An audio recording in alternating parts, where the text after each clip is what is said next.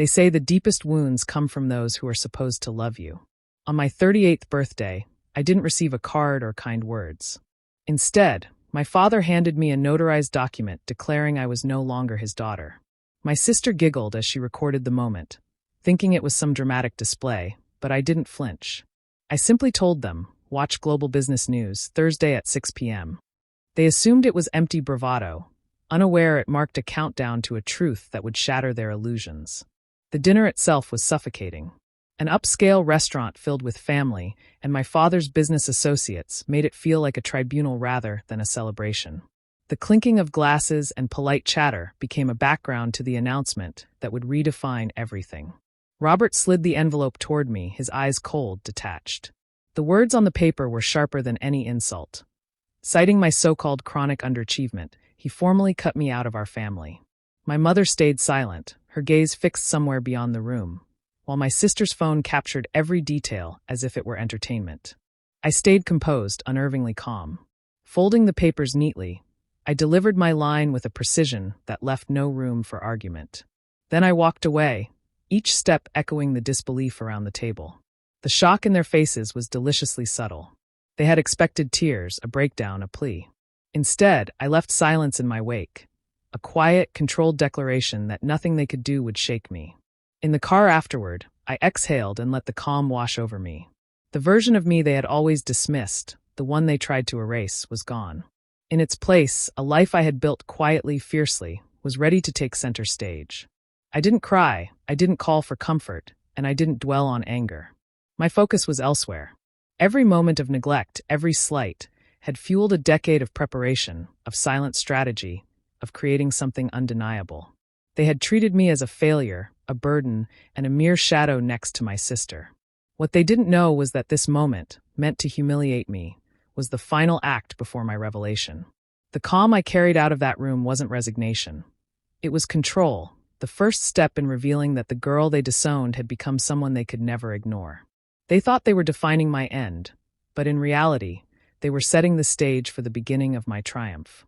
Sitting in the car, I finally allowed myself a quiet moment, but there were no tears. I picked up my phone and dialed my COO, making sure everything was ready for the upcoming IPO. The girl my family had labeled a failure was gone.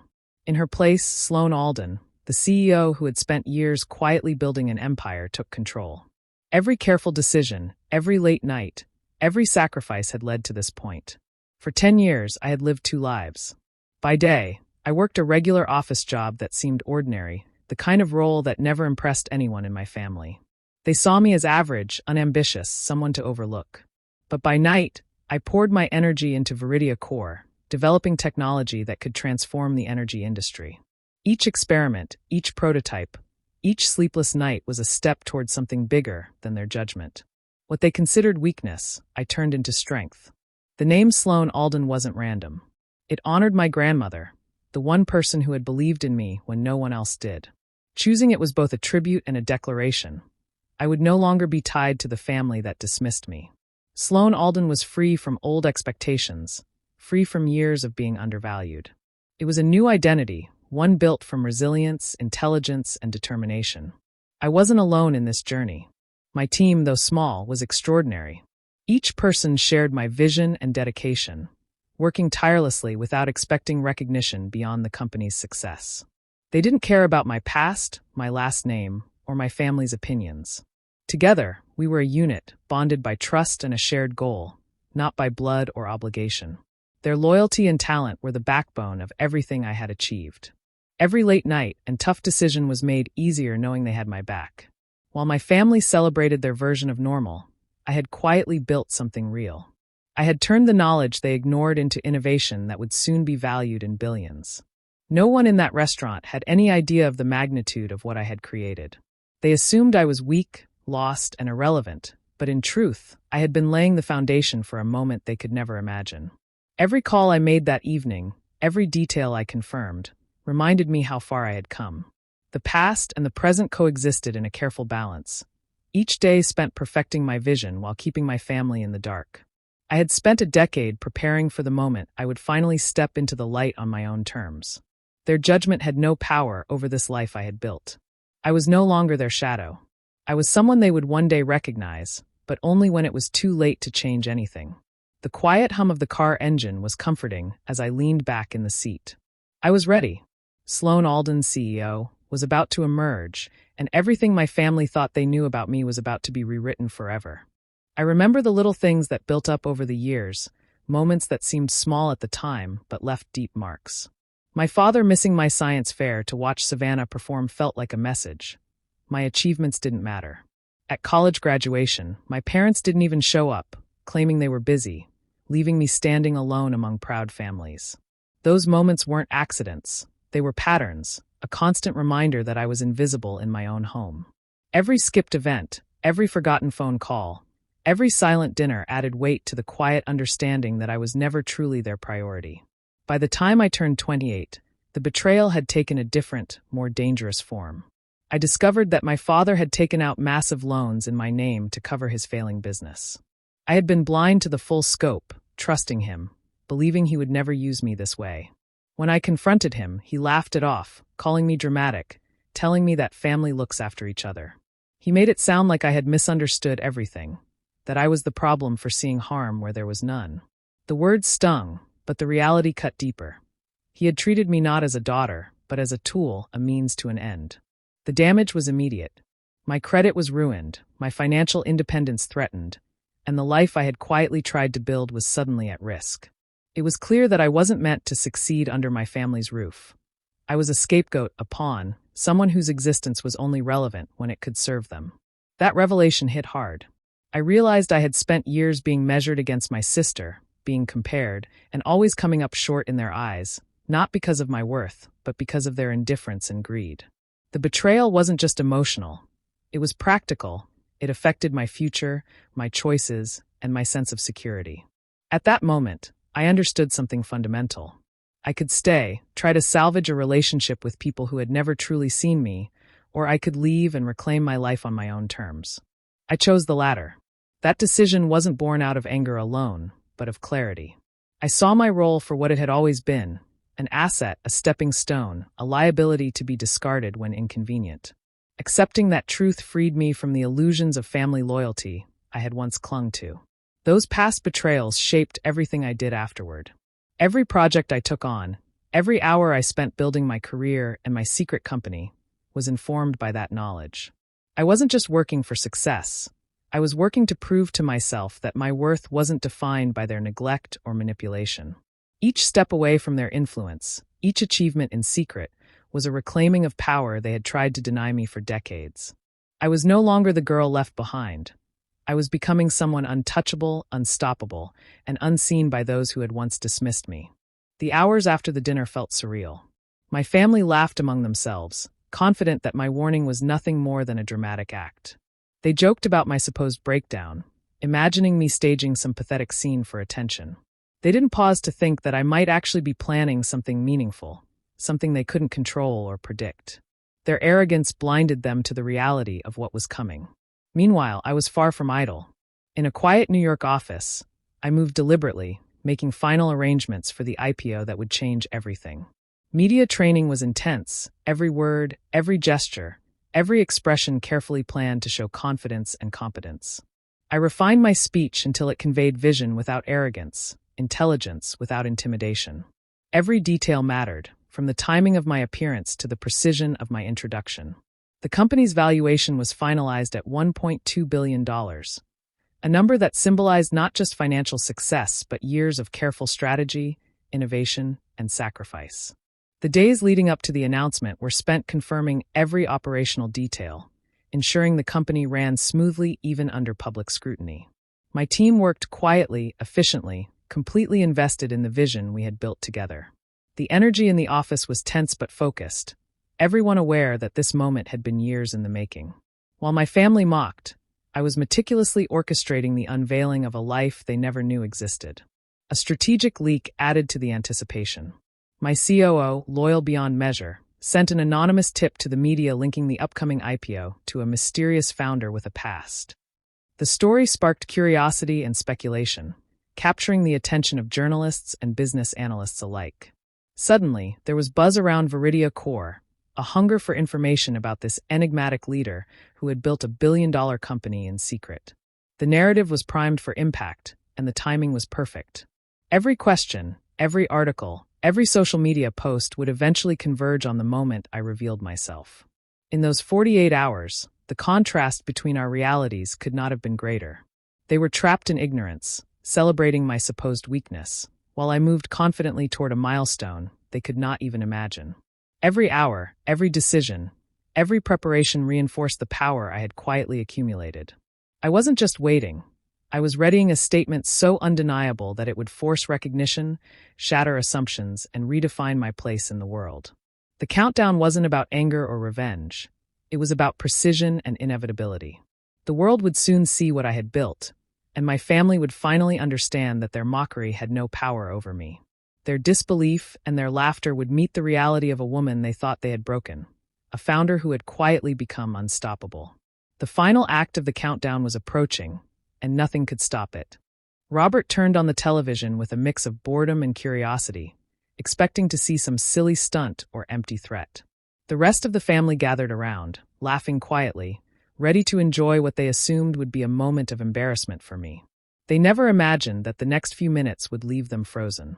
The screen came to life with a business segment, and the anchor spoke with measured excitement. Meet Sloan Alden, the reclusive innovator behind Viridia Core. The camera shifted to me, dressed sharply in a tailored suit, standing confidently as if the world belonged to me. My posture, my expression, everything conveyed authority, intelligence, and poise. There was no hesitation, no doubt, just a calm assurance that spoke louder than any words. Then came the banner that changed everything. Sloan Alden, formerly Alara Vance. The words seemed to hang in the room, heavy and undeniable. I watched the reactions from the corner of my mind, knowing exactly what was happening. Their smug smiles faded instantly, replaced with confusion, shock, and disbelief. The laughter that had filled the air just moments ago disappeared, leaving a tense silence. They stared at the screen, unable to comprehend the reality before them. The daughter they had dismissed, ignored, and disowned was now the one commanding attention from millions. The bell at NASDAQ rang, signaling not just the IPO of a billion-dollar company, but the culmination of years of effort they had never recognized. Each chime echoed in the room, a sound that marked my triumph and their humiliation. The camera lingered on my face, capturing the confidence they had always denied me. The anchor continued, highlighting achievements, the company's innovative technology, and its rapid growth. Every sentence reinforced the truth that I had built something extraordinary without them, in spite of them. My presence on the screen was undeniable proof that the person they had written off was capable of far more than they had ever imagined. Their disbelief turned into panic as calls and messages began arriving, interrupting the silence. Robert's business partners, previously unaware of the full extent of my accomplishments, started calling him frantically. Savannah's smugness dissolved as notifications flooded her phone with comments questioning her actions and loyalty. The room was filled with a quiet chaos, all triggered by the image of me standing tall, successful, untouchable. In that moment, I realized the power of patience and preparation. Years of hard work, quiet determination, and focus had led to this exact point. The world was watching, and my family had no choice but to witness it. The person they thought was weak, insignificant, and dependent had outgrown their narrow perceptions entirely. For them, it was a shock. For me, it was a long-awaited confirmation. I wasn't seeking vengeance in that instant. I was simply revealing the truth. The disowned daughter had become a figure of achievement and authority, and nothing could erase that reality. The television screen told a story they could no longer control, and the silence in the room was the loudest acknowledgement of my success. The moments after the broadcast were chaotic, though not for me. My family, however, was in complete disarray. Robert's phone wouldn't stop ringing. Calls from business partners, investors, and colleagues poured in, all furious that he had dismissed someone now worth billions. Each ring carried a reminder of his misjudgment, a loud echo of the opportunity he had thrown away. His confident demeanor crumbled with every call, replaced by panic and disbelief as people questioned his judgment, his credibility, and even his intelligence. Savannah, once smug and superior, watched helplessly as her social media exploded. Comments and messages flooded her accounts, pointing out her cruelty and jealousy. Friends, acquaintances, and strangers alike criticized her for celebrating my disownment, for filming a moment meant to humiliate me. The online backlash was relentless enough to leave her frozen, unable to respond coherently. The world was seeing them as I had always known them, small, petty, and short-sighted. Frantically, they tried to reach me. Calls went straight to voicemail. Texts were left on read. Emails went unanswered. Every attempt to contact me ended in silence. I had built a wall that no apology or plea could penetrate. I was not responding, not out of anger, but out of choice. My attention was focused elsewhere, on the company I had nurtured, on the vision I had worked years to realize, on the life I had quietly constructed without them. Their attempts were futile, and they felt it immediately. Meanwhile, the public had begun forming its own narrative. News outlets, already aware of the Disownment incident, ran headlines that told the story far better than I could. From disowned to CEO, the Sloan Alden story appeared everywhere. The tale of the girl they had dismissed, erased, and humiliated captured attention across networks, websites, and social media. The coverage highlighted both my achievements and the stark contrast to my family's treatment of me. Each article, each segment, magnified their failure while showcasing my success. Their embarrassment wasn't private, it was national. The people who once cheered my disownment now watched in stunned silence as their family's reputation crumbled. Every conversation, every mention of the Vance name, became tinged with ridicule. They were no longer seen as a powerful, respectable household, but as a cautionary example of arrogance and short-sightedness. The world now knew the truth I had always known. They had underestimated me, misjudged me, and treated me as insignificant, while I quietly prepared for a moment exactly like this. In that implosion, I felt a strange calm. Years of planning, patience, and hard work had led to this precise outcome. Their chaos was inevitable, and it reinforced something essential. I had created something untouchable, something that belonged entirely to me. The public narrative was no longer theirs to control. It belonged to me, and in it, my family's mistakes were visible for everyone to see. Their world had shattered, and mine was just beginning. A few days later, my parents appeared at the Viridia Corps headquarters, their faces a mix of anger and desperation. They tried to act casual, but the tension was obvious. Security intercepted them immediately, refusing entry until I personally agreed to meet. Their sense of control had vanished the moment they stepped onto the property. They were no longer the ones in power. I arranged a meeting in a neutral conference room, sterile and professional, with my lawyer present. As I entered, I could see the surprise on their faces. Gone was the daughter they had once dismissed. In her place stood Sloan Alden, composed, confident, and completely in command. I treated them as if they were just another challenge, hostile stakeholders trying to negotiate terms they had no right to dictate. Every movement, every word projected authority and calm control. Robert tried to appeal to emotion, leaning forward and saying, "We're your family. You can't just ignore us." His voice carried the same condescending tone he had used for years, as if loyalty could be demanded rather than earned. I didn't flinch. Instead, I slid the disownment papers across the table, letting the weight of the legal document speak louder than any words could. "You legally ended this," I said evenly.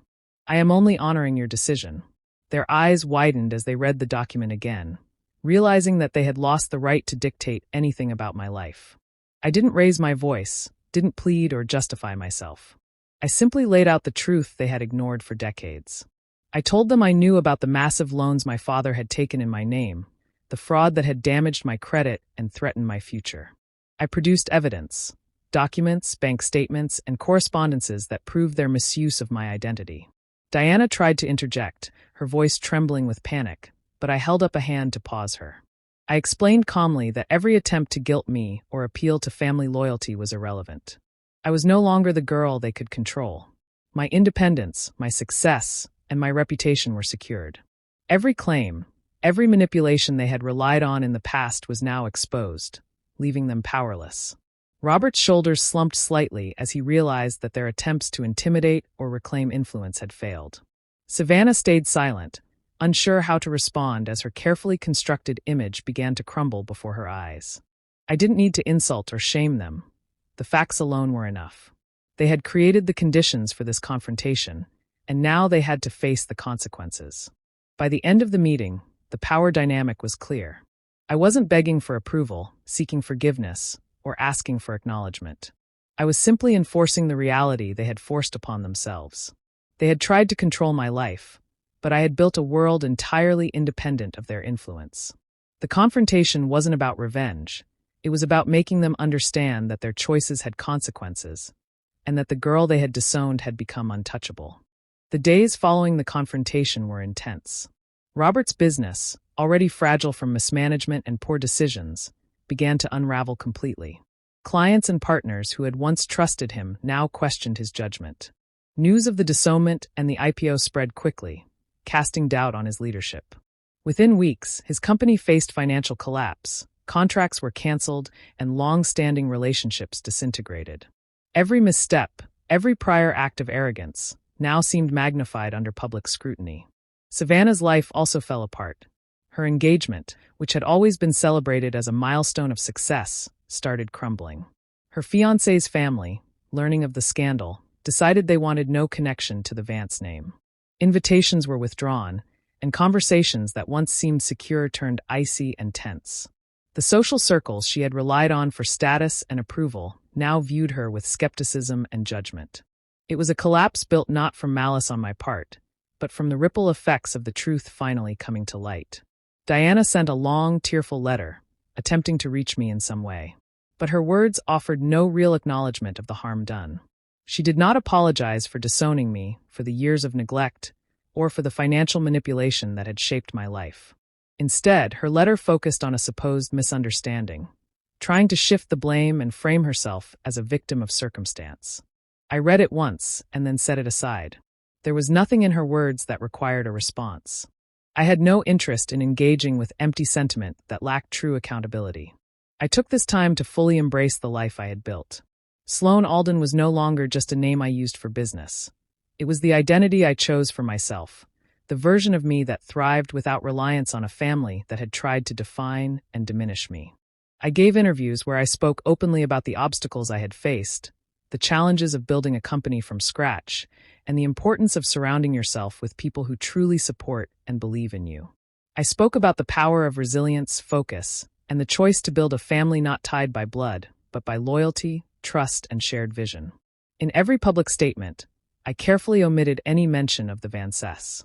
There was no acknowledgement, no name, no trace of the people who had attempted to erase me. This was deliberate, a quiet assertion that they no longer had a place in my life or my story. The erasure was complete. I had removed them from my narrative entirely. With each interview, each appearance, and each public acknowledgement of my success, I felt a freedom I had never known. My past, my family's betrayal, and the chaos they had tried to impose no longer had power over me. I was unbound, thriving, and fully myself. Every choice I had made to separate from them, to forge my own path, had led to this peace.